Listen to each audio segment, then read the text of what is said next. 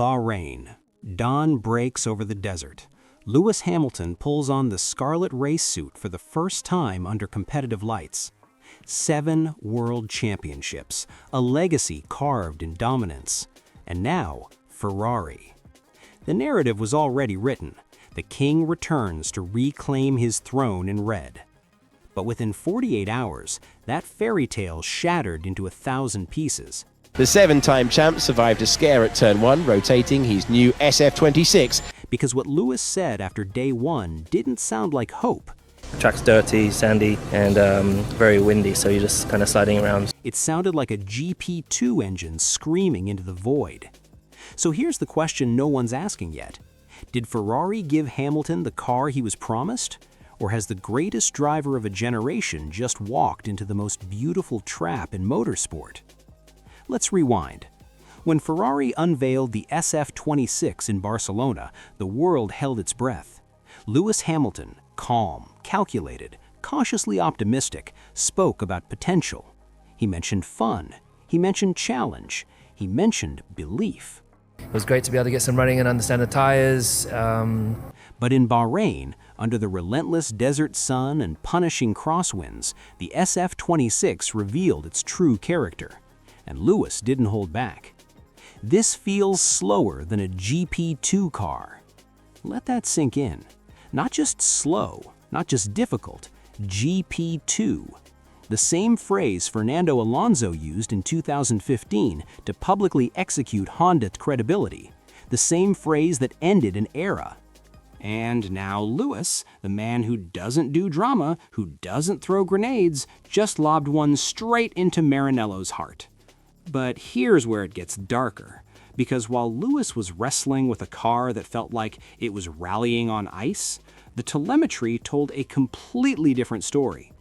In Barcelona, during a qualifying simulation, Lewis had to lift and coast for 600 meters. 600 meters! Just to save enough battery to complete a single flying lap. This isn't Formula 1, this is hypermiling at 200 miles per hour. And if that wasn't damning enough, Ferrari made another move that sent shockwaves through the paddock. They pulled Riccardo Adami, Lewis's race engineer, and replaced him with a temporary substitute. After 1 year of struggling to build chemistry, Ferrari's solution wasn't stability, it was rotation. Lewis himself called it detrimental. Now, you might be thinking, it's just testing, wait for the real races. And you'd be right to think that, except for one problem. Ferrari isn't the only team testing in Bahrain, and the gaps, they're terrifying. While Lewis was fighting a car that lacked planted downforce and required 600-meter lift zones, Mercedes was methodical. Red Bull, despite internal chaos, still looked composed. McLaren? Silent, calculated, fast. But here's the twist no one expected. According to multiple sources embedded inside Ferrari, Hamilton's adaptation wasn't the problem. The car was. Because even when Lewis managed the energy perfectly, even when he nailed the corner entry, even when he played by the SF26's rulebook, the car still clipped.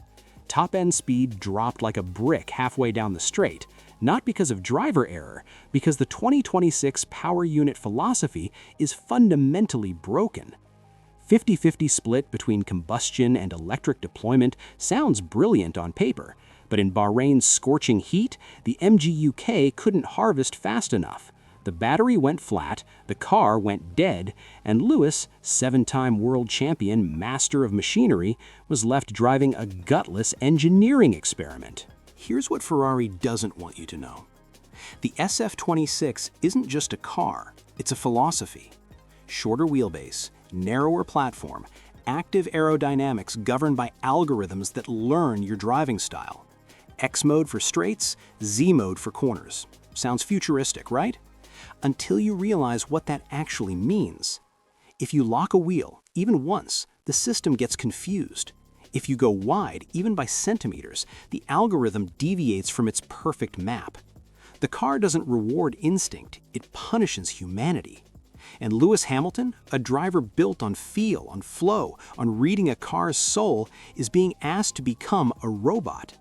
In his own words, you need a degree just to understand this car. But here's the kicker.